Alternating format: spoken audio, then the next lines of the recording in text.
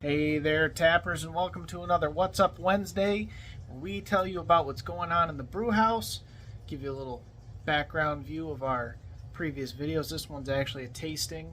We're trying some of our first ciders, and you can see even then we had our affinity for cryptids. That's actually our Wendigo watermelon, one of my personal favorites.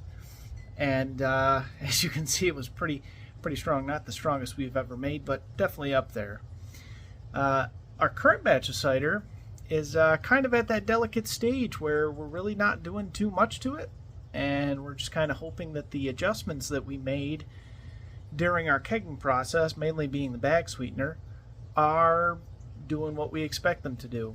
And we're actually carbonating things currently, and we're going to show you what that looks like. And we're also going to give you a little update on the brew house because, frankly, a lot more going on with that. So let's get into it. So a lot of you are probably asking yourself, how does somebody carbonate a keg? Well, with our little 5-gallon guys here, it's really not all that hard. You got to keep them cold, so fridge space is a must, or, cold environment.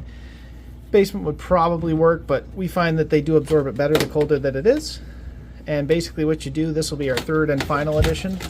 It's been 2 days since the last edition. We did some on Monday, and we also did some on the day of, which was Saturday.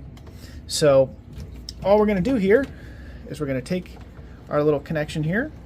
We're going to pop it onto our keg, and you can hear that CO2 seeping in there slowly.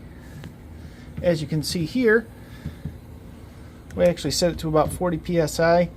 That really, it's higher than you would normally want it to be when you're actually just making it flow out of the tap. But the reason we set it to about 40 is because essentially what you're trying to do right now is infuse CO2 and carbonic acid by effect into the cider so that it has that nice carbonation and just doesn't come out flat. So it's really important. We found that 2 or 3 times seems to do the trick. If you just do it once, it doesn't always come out super fizzy, but after some time in the kegs, it will do essentially the same thing. So we're going to do that for the other 2. But actually, what we really are excited to show you is actually above me right now. So if you look above me, besides Morty, you'll see that we've actually been very busy priming our ceiling. It was kind of dusty and good old growth wood, to be sure, but not necessarily the best to look at. Lots of different colors, and we ultimately ended up deciding to finish it by putting a nice coat of primer on it